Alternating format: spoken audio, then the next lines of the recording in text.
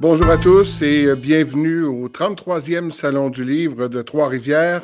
On a pour vous aujourd'hui un entretien bien particulier avec deux personnes qui ne sont pas directement les auteurs d'un livre. On sait que le Salon présente beaucoup de rencontres d'auteurs, mais on a droit à une rencontre. C'est un grand privilège, en fait, d'être en compagnie du docteur Alain Vadeboncoeur et d'Alexandre Trudeau. Pour nous parler d'un ouvrage singulier, J'attends de toi une œuvre de bataille, qui recense essentiellement des lettres que se sont échangées leurs pères respectifs. Alors, dans le cas d'Alain Vadeboncoeur, c'est Pierre Vadeboncoeur, et dans le cas d'Alexandre Trudeau, bien sûr, c'est l'ancien premier ministre Pierre Elliott Trudeau. Tout d'abord, messieurs, bonsoir. Oui, bonsoir, Merci Martin. d'être là. Bonsoir. Bonsoir, Alexandre. Je vous les présente d'abord. Alexandre Trudeau est journaliste indépendant, réalisateur et producteur de films documentaires. Il a obtenu un diplôme en philosophie de l'Université McGill. Il est également diplômé en architecture et il est membre du conseil d'administration de la Fondation Pierre Elliott Trudeau. Quant à Alain Vadeboncoeur, on le connaît. La pandémie nous l'a fait connaître encore davantage. Il est médecin, urgentologue et vulgarisateur scientifique. Dr Vadeboncoeur est le chef de l'urgence à l'Institut de cardiologie de Montréal. Il est actif, on le sait, dans le milieu de la recherche et il intervient fréquemment dans les médias pour expliquer, pour vulgariser ou pour dissiper, disons-le, certains mythes sur des enjeux de santé. Et on le connaît également comme auteur avec plusieurs publications à son actif. L'ouvrage dont on va parler, c'est cette recension de lettres qui a été, c'est un travail méticuleux. On a réussi à regrouper des lettres que se sont échangées Pierre Vadeboncoeur et Pierre Elliott Trudeau sur près de 6 décennies, là, depuis leur enfance à l'Académie Kerb, leur passage à l'Académie Kerb, ensuite par leur parcours d'études universitaires et tout au long de leur vie professionnelle aussi. C'est un ouvrage qui permet de comprendre qui sont ces deux personnages, mais qui surtout met en relief une singulière amitié durable, presque inébranlable. Alors, pour nous parler un peu de la genèse de cette œuvre, comment on en est venu à créer ce recueil, je laisserai peut-être la parole à Alain Vadeboncoeur d'abord pour nous résumer un peu comment est venue l'idée et comment on a réalisé cet ouvrage. Oui, ben en fait, merci Martin. En fait, c'est une singulière amitié. Moi, je pense que c'est le bon mot. Évidemment, mon père et Pierre Elliott Trudeau ont été ensemble à l'école, en fait, à peu près à 10 ans, jusqu'à la fin de leur droit qu'ils ont fait ensemble. Et ensuite, leur parcours s'est croisé assez longtemps. Et donc, on savait qu'il y avait une correspondance, il y avait des lettres. Ma mère avait en fait des lettres, des copies de lettres de Trudeau et certaines copies, mais rares, de lettres de mon père.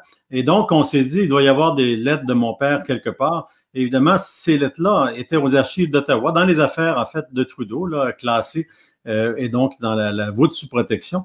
Et donc, il y a quelques années, on s'est dit, il va falloir y aller. Et donc, je me suis rendu moi-même, en fait, personnellement, avec l'autorisation de l'ex-ministre Marc Lalonde, qui était gestionnaire du fonds, et d'Alexandre.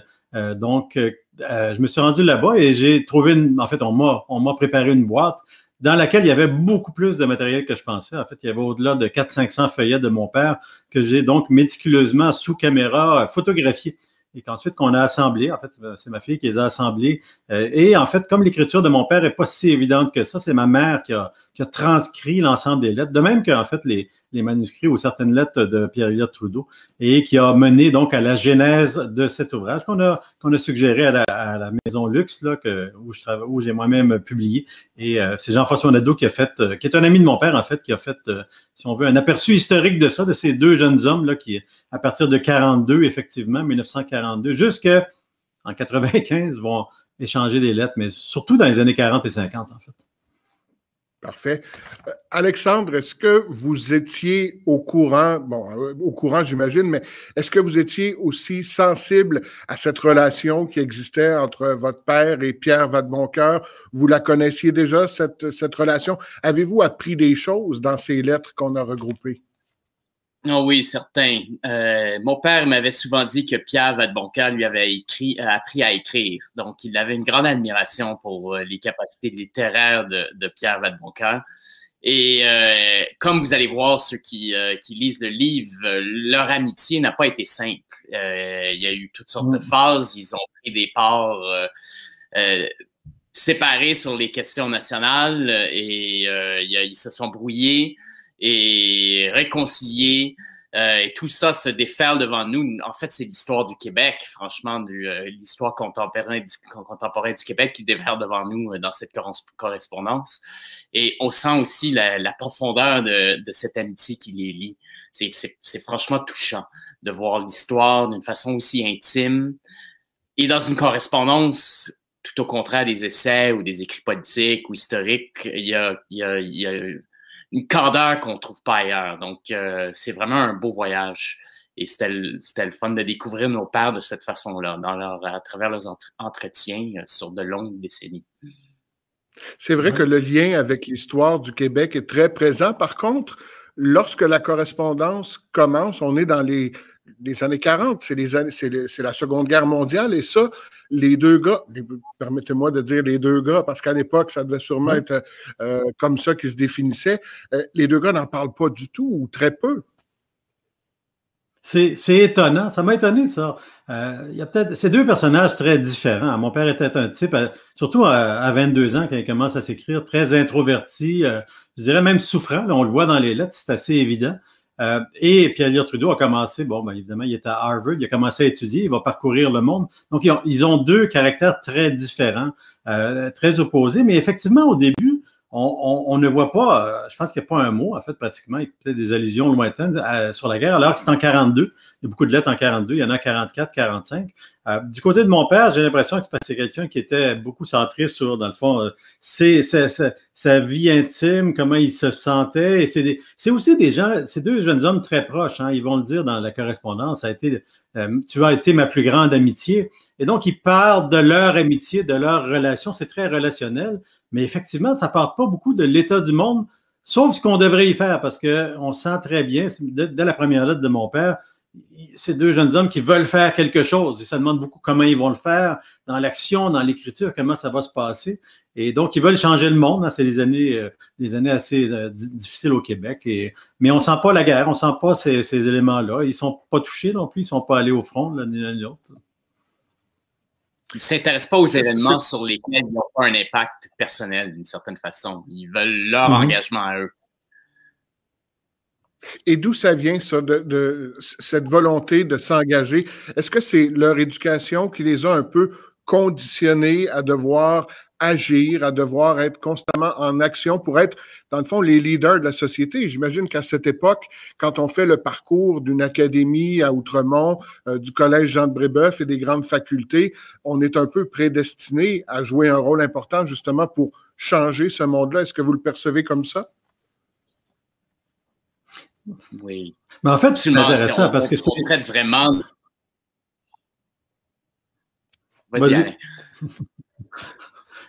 Donc, c'est intéressant parce que c'est vraiment ces deux jeunes bourgeois qui naissent dans des familles avec beaucoup d'argent, il ne faut pas se le cacher, et qui, c'est un peu l'élite canadienne-française de l'époque, la bourgeoisie, qui vont aller dans l'Académie Card, qui à l'époque était une belle école pour les jeunes. Ensuite, ils vont aller au collège Brébeuf, vont faire leurs cours classiques. Donc, puis quand tu vois les photos de groupe, ben, tu vois aussi sur certaines photos Pierre Laporte et je pense que c'est le genre de Grand Prix. En fait, tu vois plein de gens là, qui, effectivement, vont faire beaucoup de choses dans la société. D'où ça leur vient? C'est une bonne question. Moi, je pense que pour ces deux-là, c'est beaucoup plus une discipline intellectuelle qui vient de leur lecture, de leur culture, des auteurs qui les inspirent. En tout cas, ils en parlent pas mal et ça passe par l'action intellectuelle. D'abord, je dirais. Je ne sais pas si tu es d'accord avec Alexandre.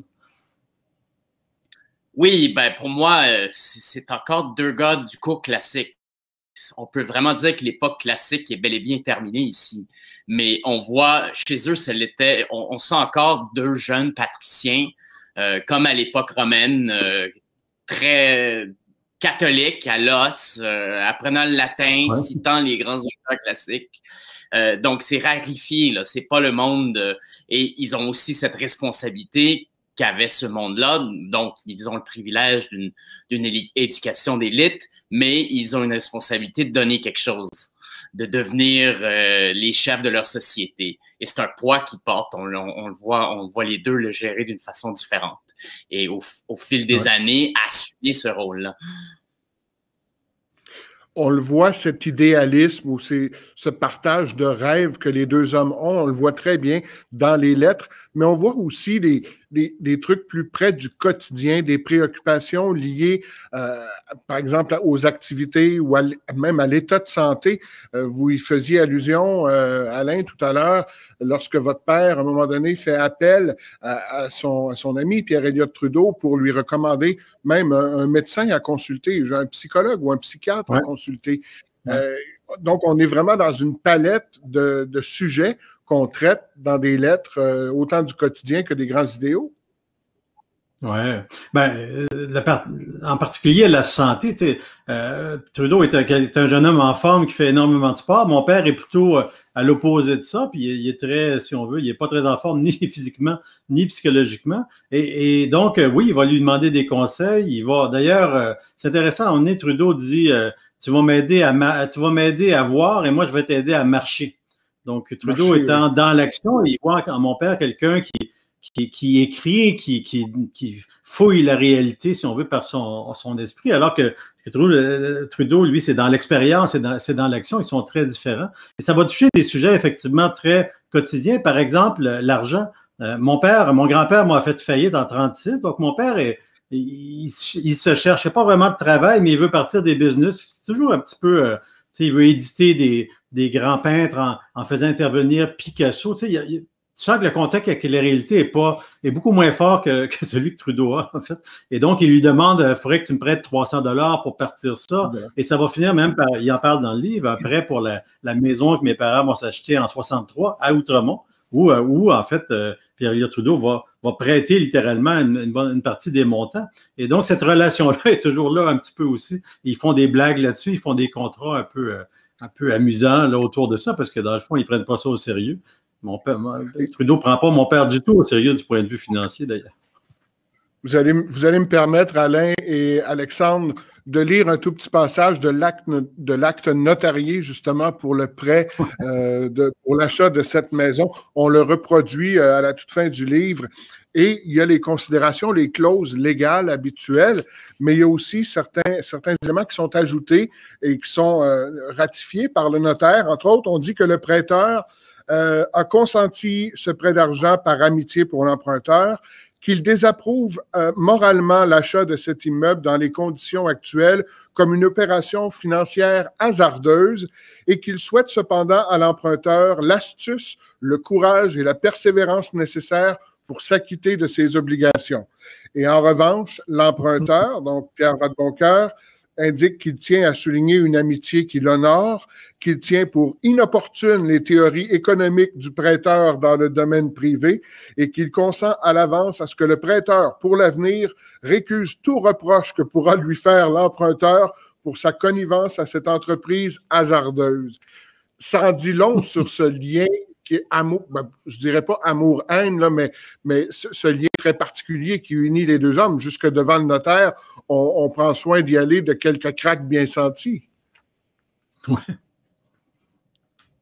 Alexandre, oui, on sent deux avocats là, qui forcent le notaire à écrire leur poésie.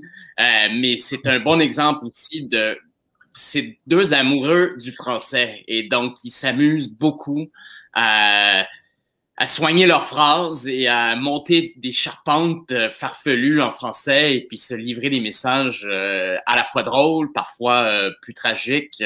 On voit toutes sortes de choses dans leurs aventures avec le français. Ouais, d'ailleurs, même la correspondance, la correspondance elle-même, c'est des choses probablement qui n'existent plus beaucoup, en fait. Des jeunes hommes qui s'écrivent comme ça, je dirais passionnément, jusqu'à un certain point, et dans une langue, effectivement, très solide, des longues phrases.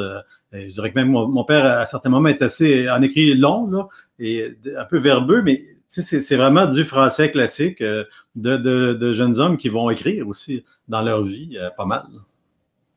D'ailleurs, un constat que l'on fait quand on lit l'ouvrage, et Alexandre, vous l'avez fait aussi parce que Jean-François Nadeau, dans sa présentation, le mentionne, on en arrive presque à confondre le style ou la prose des deux individus qui entretiennent cette correspondance, tellement il y a une proximité. Là. Vous avez constaté ça, Alexandre?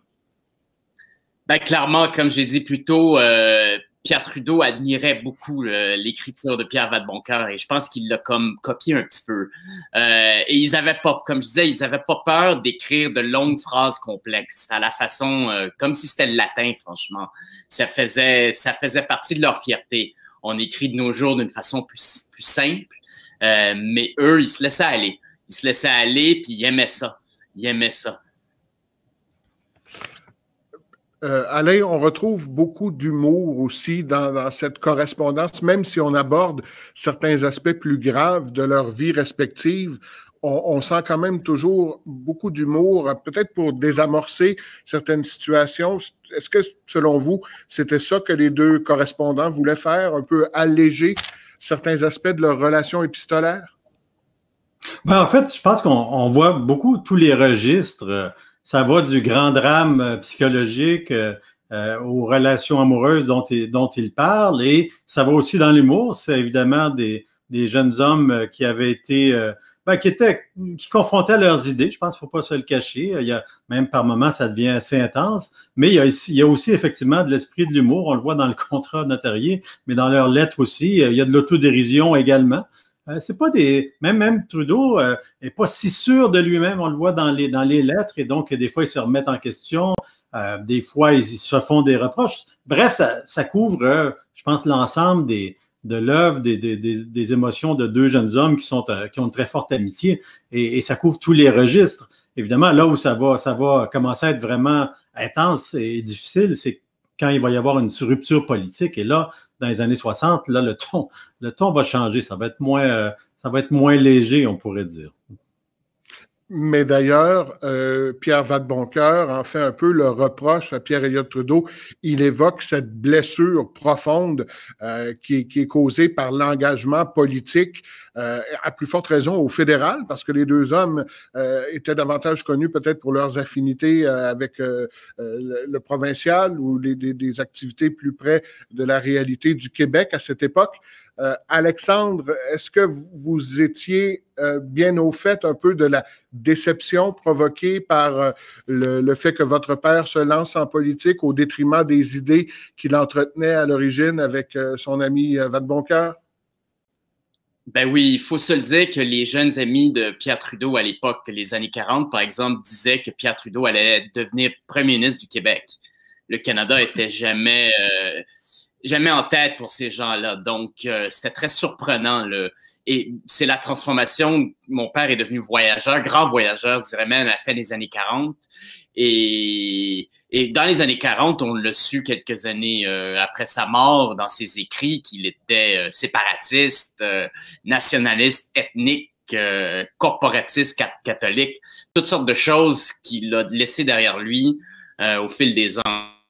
Et donc, cette brouille, et j'ai eu l'honneur de rencontrer Pierre Vadeboncoeur après le décès de mon père aussi. Donc, on s'est entretenu avec ce facilitateur, Roger Roland, qui est dans le livre aussi, là, qui, quand les deux amis se brouillaient, jouait le rôle de les rapprocher encore, qui m'a invité luncher avec Pierre Vadeboncoeur. Donc, on a parlé de tout ça, et c'est intéressant d'apprendre les drames que vivent nos pères, d'essayer de nous comprendre nous-mêmes, et ce positionnement, la façon qu'ils se sont brouillés, les choix qu'a fait mon père et ce que ça fait à leur amitié, là, c'est touchant.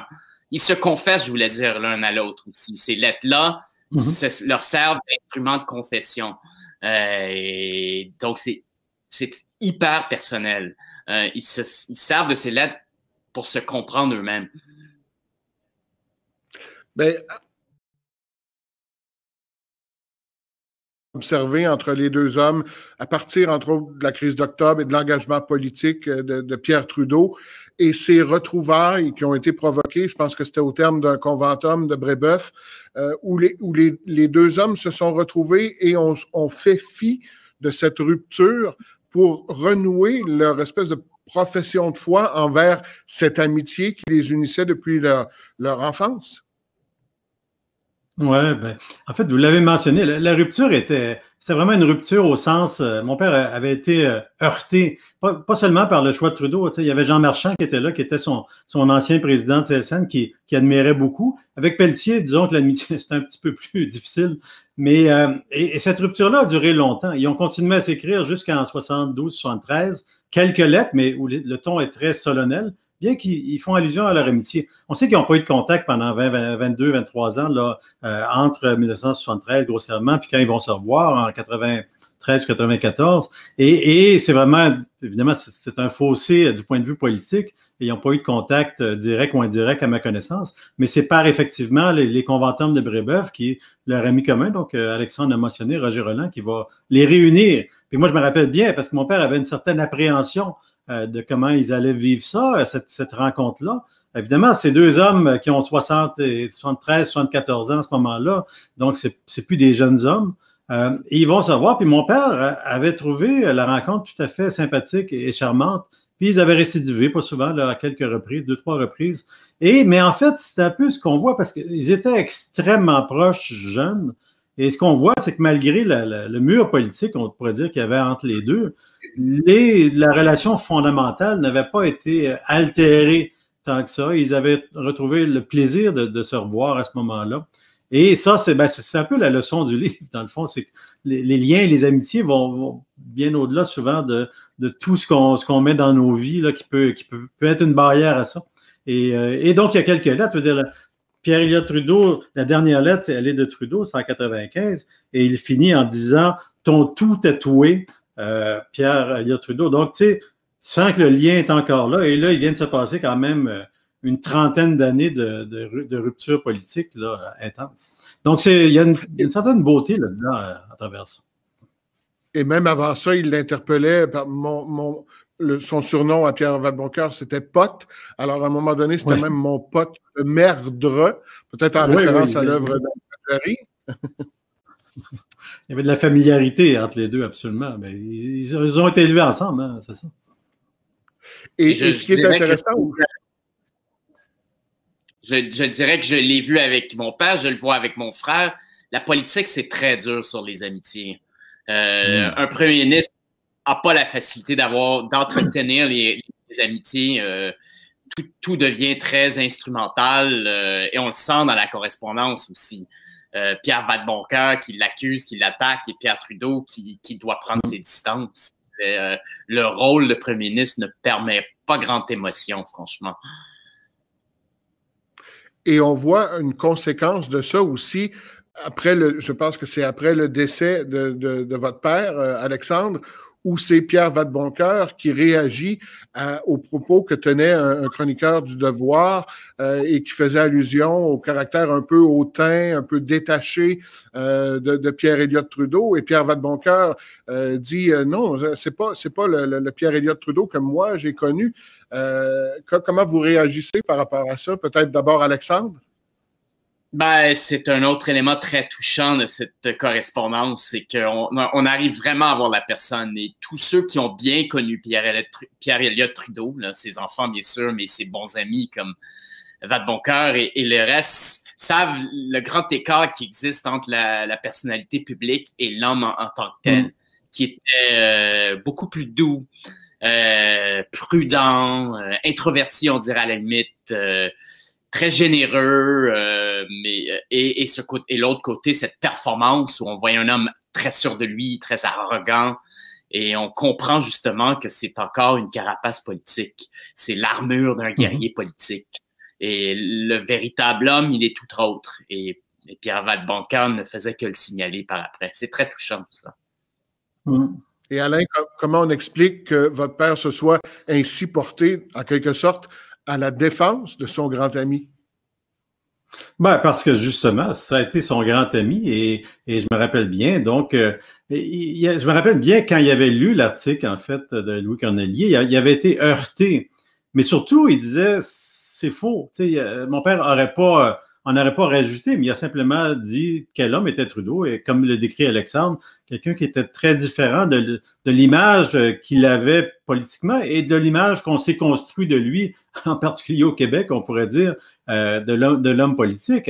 Ma mère l'a connu aussi, et c'était un homme charmant, sympathique et facile d'accès. C'est comme ça qu'elle le décrit également. Donc, mon père s'était porté à la défense simplement, je pense, au nom de son amitié, mais simplement au nom de la vérité. Et peut-être que ça montre justement la distance qu'il peut y avoir entre des fois l'image qu'on a d'un homme comme ça dans sa vie publique et dans sa vie de tous les jours. Mon père n'était pas un homme très public, c'était plutôt un homme qui était dans l'arrière-plan, qui écrivait, qui réfléchissait. Et donc, il n'y avait pas cette distance-là, si on veut, mais j'imagine que ça doit être assez frappant dans le cas d'un homme public comme Pierre Elliott Trudeau. On en parlait en début d'entrevue, on y a fait brièvement allusion, mais j'aimerais qu'on revienne sur l'art de la correspondance. Le fait d'entretenir une correspondance aussi soutenue, aussi régulière, aussi riche aussi, pour ce qui est des thèmes qu'on aborde, on ne voit plus ça aujourd'hui. Et Alexandre, je vous demanderais peut-être d'abord, est-ce qu'il y a des comparables? Est-ce qu'on pourrait, par exemple, de nos jours, recenser les écrits, la correspondance d'hommes qui ont marqué leur époque, comme ont pu le faire votre père avec Pierre Vadeboncoeur? Non, comme j'ai dit tantôt, à mon avis, c'est un peu mort avec l'art classique. Évidemment, ça prenait le temps, on le sent dans cette correspondance, le temps d'attendre une lettre. Et Pierre Trudeau avait moins la plume facile que Pierre Vadeboncoeur. Donc, Pierre Vadeboncoeur écrivait à quand la prochaine lettre, et finalement, Pierre Trudeau en pond une.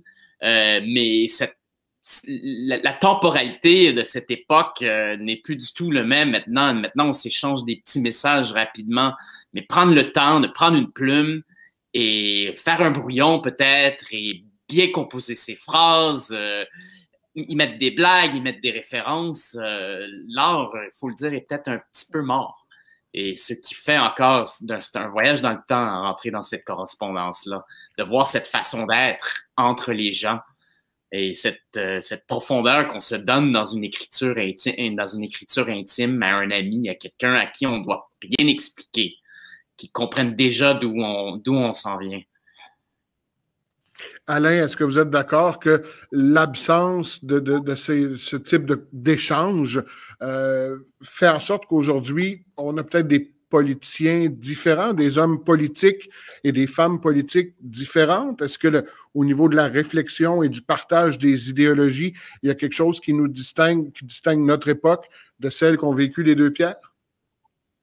Du point de vue de la politique, ce qui est difficile, c'est que ce qu'on voit là, c'est l'arrière-plan humain là, des relations.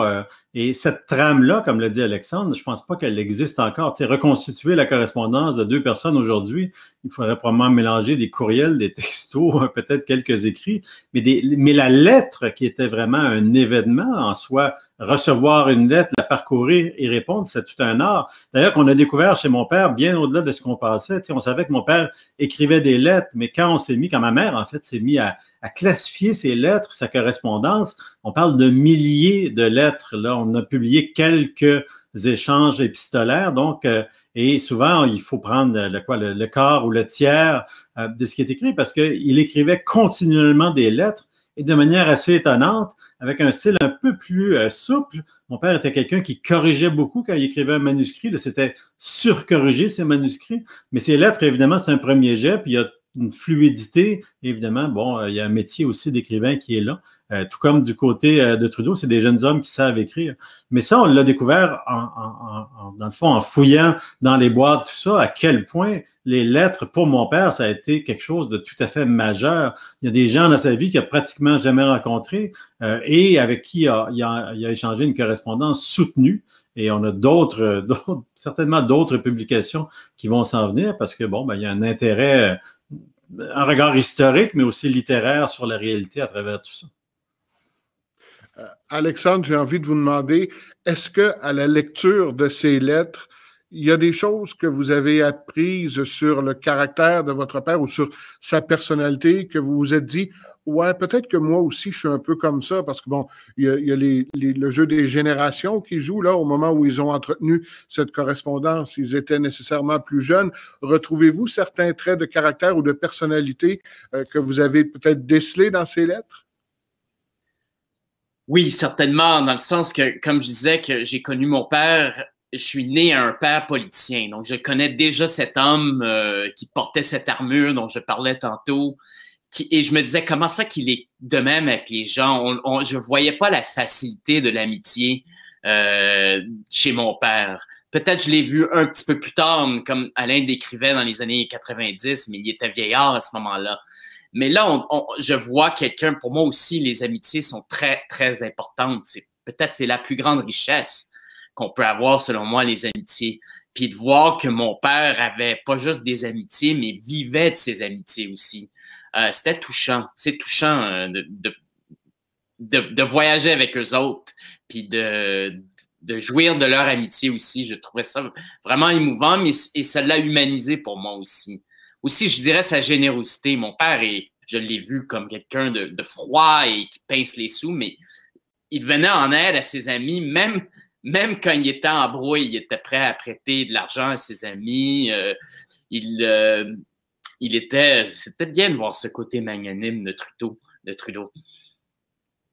Intéressant. Alain, je vous retourne la même question. Est-ce qu'il y a des traits de personnalité que vous avez peut-être décelés chez votre père ou que vous connaissiez déjà qui s'apparentent à certains traits qui pourraient être les vôtres? Je dirais surtout que j'ai découvert quand même en lisant les lettres, parce qu'on connaissait pas beaucoup sa période des années 40, là, veux pas. Ma mère le connaissait pas encore à ce moment-là, ils se sont rencontrés à la fin des années 40, et donc lui en parlait très très peu de cette période très tourmentée là. Visiblement, c'est une dépression, là, donc il était très enfoncé. Ce qui m'a honnêtement, donc j'ai découvert beaucoup de cet aspect-là qui m'a étonné par, disons, l'ampleur des difficultés que le jeune homme vivait à ce moment-là, dans sa vingtaine. Mais c'est surtout, en fait, ce qui m'a beaucoup frappé, c'est quand ma mère, qui est tout à fait l'opposé de mon père, là, c'est quelqu'un d'extrêmement dynamique, d'extrêmement toujours dans l'action, toujours dans si on veut, la volonté de réaliser des choses puis des nouveaux projets. Quand elle arrive dans sa vie, j'ai remarqué une transformation complète du ton de mon père dans ses lettres. Il devient beaucoup plus, puis ça, c'est il y a à peu près 27-28 ans à ce moment-là, il devient beaucoup plus sûr de lui, il devient beaucoup plus affirmé, et même face à Trudeau, il devient, disons que il prend un peu ses aises, il le critique dans son écriture, puis dans ça, puis tu devrais faire ça, puis et donc je vois la transformation un peu de la personnalité de mon père à travers ça. Et dans les années 50, ben là, il va se lancer dans l'action syndicale. On voit que c'est ça qui s'en vient. Tout le reste, c'est comme une préparation, mais c'était tellement difficile pour lui de se centrer sur quelque chose. Donc, ça, c'est une période qui, pour nous, était à peu près inconnue. Parce qu'il n'en parlait pas. Il était peut-être un peu tourmenté par cette période-là. Et parce qu'il n'y avait rien, il n'y a pas de trace de ça. Et ma mère ne le connaissait pas. Donc, j'ai appris beaucoup sur cette période-là. Je ne peux pas dire que ça me ressemble tant que ça. Je pense que je tiens plus de ma mère de ce point de vue-là. Mais j'ai beaucoup appris sur qui était mon père et par quel tourment il était passé, en fait, pour arriver à un homme d'action dans son genre, là, par les idées, par l'écriture, là, pas dans l'action politique. Et on voit la trajectoire, on la comprend mieux, en tout cas. Vous disiez, Alain, qu'on assiste un peu à la transformation de la personnalité de votre père là, dans ces années-là. Et il y a un passage dans le livre où Pierre Elliott Trudeau dit à Pierre Vadeboncoeur, je connais ta personnalité, ou en fait, je connais tes personnalités. J'en connais peut-être 2, 3, peut-être 4, mais là, tu me montres des facettes de ta 5e ou 6e personnalité. Ça en disait long sur le constat que Pierre Trudeau faisait de l'état dans lequel se trouvait Pierre Vadeboncoeur à ce moment-là. Oui, ben visiblement, on voit que c'est pas quelqu'un qui était simple, si on peut le dire comme ça. C'est sûr que c'est intéressant parce que la correspondance commence probablement au moment où Trudeau s'en va, en fait, parce qu'avant, il devait se parler et non pas s'écrire. En tout cas, il n'y a pas de lettre d'avant 42. Mais effectivement, ça révèle beaucoup je dirais, de complexité. Mais là, la complexité, le mot est peut-être pas le bon. Il y a beaucoup de tourments et effectivement, il y a beaucoup de personnalités qui s'entrechoquent. Ça s'ouvre sur une volonté, il faut changer le monde, il faut écrire, il faut faire ça. Ensuite, je veux me lancer en affaires, je veux que tu m'aides. Donc, il y a beaucoup ça prend, visiblement, toutes les années 40, mon père essaie de trouver sa place dans le monde. Trudeau, je pense, la cherche d'une autre façon. Il cherche mais lui, en fait, ils sont vraiment très, très opposés comme personnalité. C'est probablement pour ça peut-être qu'ils s'apprécient parce qu'ils se complètent bien. Et toute cette phase-là est assez fascinante parce qu'on parle de jeunes hommes dans la vingtaine, là, et on le voit pas dans le livre, mais qui sortent de la guerre et qui vont à chacun à leur manière s'engager profondément dans la vie publique, là. Alexandre, j'ai envie de vous demander, puis Alain, vous pourrez poursuivre aussi par la suite, à qui s'adresse un ouvrage comme celui-là? Parce que, bon, on a déjà une bonne idée de qui est Pierre Elliott Trudeau. On a une bonne idée de qui est Pierre Vadeboncoeur aussi. Mais là, on entre vraiment dans leur intimité, dans leurs échanges, le partage de leurs rêves, leurs idéaux. À qui ça s'adresse? Est-ce qu'il faut nécessairement avoir lu les biographies qui ont été publiées sur chacun des deux hommes ou si monsieur, madame, tout le monde peut trouver quelque chose d'intéressant là-dedans? Ben, c'est important, la présentation au début du livre est importante parce que c'est quand même un tableau très historique. On voit les grandes transformations de la société québécoise à travers le livre et on y voit les références. Donc, c'est bien d'être informé de l'histoire avant de se lancer là-dedans. Je pense que avant tout, les historiens vont y prendre intérêt parce qu'on voit le côté intime de ces gens-là qui ne se manifestent quasiment pas autrement que dans une correspondance comme celle-là. D'autre part, pour moi, comme je dis, il y a un côté très touchant de voir vieillir une amitié. Donc, ceux qui s'intéressent à la correspondance, à la façon que les amis... c'est un livre sur l'amitié, en fin de compte. Moi, je sais pas s'il m'a fait pleurer, mais ça laisse des émotions fortes. Peut-être pour les fils des deux pères qui sont là, mais j'ai comme l'impression qu'il y a un côté mélancolique de voir passer le temps, de voir vieillir, de voir changer les gens, de se perdre et de se retrouver. Donc, il y a un intérêt plus large, je dirais, que juste l'intérêt historique qui est très, très fort, il faut le dire. Et ça, c'est un thème universel qui risque de rejoindre tout le monde, même si on n'a pas la connaissance fine de l'œuvre de chacun des deux correspondants là-dedans. Alain, vous vouliez ajouter quelque chose là-dessus? Oui, ben c'est les grandes lignes, hein. L'histoire d'amitié qu'il y a là-dedans, c'est une histoire qui, évidemment, qui est universelle. Mais je dirais qu'une histoire d'amitié tout le monde connaît l'histoire du Québec des années 60-70, qu'est-ce qui s'est passé grossièrement, puis ces deux jeunes hommes-là expriment les deux courants politiques principaux du Québec. Donc, il y a à la fois l'histoire intime, mais ça se mêle un peu à l'histoire globale de cette société-là. Donc, ça en fait pas une tragédie, mais il y a quelque chose d'un peu comme ça. C'est une amitié qui va être, si on veut, écartelée entre deux univers politiques et qui ensuite va se rejoindre. Donc, il y a toute une trajectoire qui est, je dirais, à la fois rassurante sur la pérennité de l'amitié et de ce qu'on vit dans nos vies, puis en même temps éclairante sur l'impact des grands enjeux de société, dans le fond, sur l'intimité. C'est les deux qui s'entrecroisent tout le long. C'est sûr qu'il y a beaucoup moins de lettres à partir des années 65-70, mais on le voit quand même, on voit cette trame-là qui se dessine. Donc, ça mélange à la fois un destin qui est très intime, très, très intime, je dirais même, et le destin collectif que tout le monde a vu. Donc, tout le monde connaît un peu les grandes lignes à travers deux personnes qui vont, sous cet ordre-là, incarner deux orientations opposées du point de vue politique. C'est assez particulier comme situation. Je dirais aussi que ça a un intérêt, excuse-moi, pour les amoureux de la langue française. Comme je dis, la qualité du français est pour moi soufflant. De voir surtout que c'est de la correspondance, donc c'est de l'écriture directe, mais tellement bien soignée. Ça nous rappelle comment le système éducatif était assez fort à l'époque. Oui, ce qui est complètement peut-être différent de ce qu'on retrouve aujourd'hui. Les cours classiques ont entre autres formé des gens capables d'écrire, capables de bien argumenter. Évidemment, les choix pédagogiques du Québec d'aujourd'hui ne sont pas les mêmes, mais c'est vrai que ça se reflète particulièrement bien dans les échanges. Et d'un côté comme de l'autre, si un avait parfois on avait l'impression qu'un imitait l'autre, on est incapable de distinguer lequel est moins bon que l'autre dans la correspondance, tellement le style est raffiné. Est-ce que, puis je terminerai peut-être avec cette question-là, est-ce que c'est une amitié, une relation d'amitié, on en a beaucoup parlé, qui est inébranlable, qui est à toute épreuve, mais à plusieurs reprises dans leurs lettres, on sent quand même le besoin que l'un a de rappeler à l'autre que c'est une amitié sincère et profonde. Ils le redisent, que deux gars se disent comme ça, notre amitié est sincère, je chéris notre amitié, tu es la plus grande amitié que j'aurais jamais eue.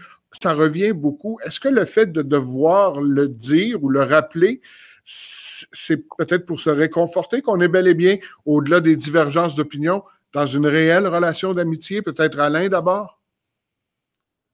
Oui, ben en fait, le fait de voir deux hommes en particulier avec ce niveau d'intimité, il y a quelque chose d'intéressant. Tu sais, on pourrait penser que, je sais pas, les années 40, 50, c'était très différent, plus formel, mais en fait, non. On voit que cette relation-là, elle est ils sont très, très près, ils se confient. Puis comme dans toute relation, ben, ils se reprochent aussi des choses. Ils se disent, ah, tu devrais faire ça, tu devrais pas faire ça. Donc, c'est vraiment dans l'amitié dans toute sa complexité, mais avec je dirais, une intimité, puis à la limite, une tendresse dans la relation qui est, je sais pas, on appellerait peut-être ça aujourd'hui une bromance, là, mais on n'a pas d'exemple écrit de ça peut-être aujourd'hui, mais c'est ça qui se passe et c'est ça qu'on voit persévérer. Parce que non seulement ils ont une relation d'amitié, mais ils en parlent beaucoup de leur amitié et de leur relation jusqu'à la fin. Toutes les dernières lettres qui sont assez courtes, il y a toujours le mot amitié là-dedans. C'est comme si c'était à la fois l'expression puis un commentaire sur l'amitié d'un bout à l'autre, en fait. Un leitmotiv, en fait, qu'on veut perpétuer jusqu'à la fin de la vie, ni plus ni moins. Ce sont de grands romantiques. Oui, ce sont de grands romantiques. Ils sont je pense encore c'est une caractéristique de la classique. Ils tiennent et aussi que leur amitié existe d'une façon écrite.